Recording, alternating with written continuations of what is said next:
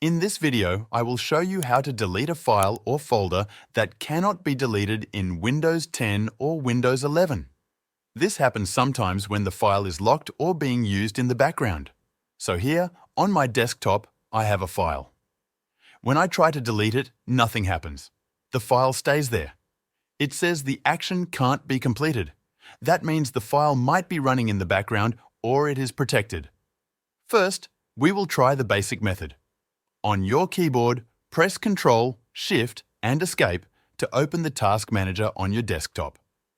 Now, in Task Manager, look for the file name under the Processes tab. If the file is listed here, that means it is running in the background. Right-click on it and choose End Task. This will stop the file from running. Once the process is stopped, go back to your file and try to delete it again. If it still doesn't delete, try the next step. In the same Task Manager window, look for Windows Explorer in the list. Scroll down if needed.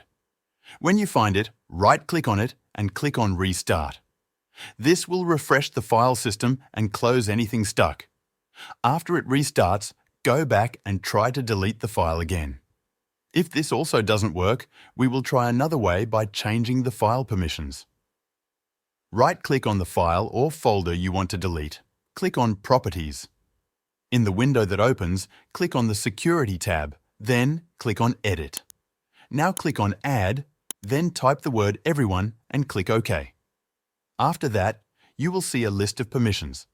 Check the box that says Full Control under Allow, then click Apply and click OK.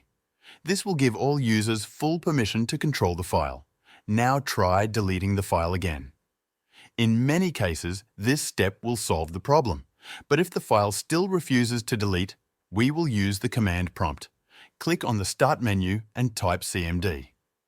When the command prompt appears, right-click on it and choose Run as Administrator. If it asks for permission, click Yes. In the command prompt, type this command carefully. Type del_f and then put a space. Now go to the file on your desktop. Right-click on the file and choose Copy as Path. Go back to the command prompt and paste that path right after the space. Then press Enter. Wait for a few seconds. The file should be deleted now. This is a powerful way to force delete a file that is being stubborn. If this method still doesn't work, we can try one last option. Open the Start menu again and type Resource Monitor and open it. Once it opens, go back to your file and copy the file name. In Resource Monitor, go to the tab called CPU.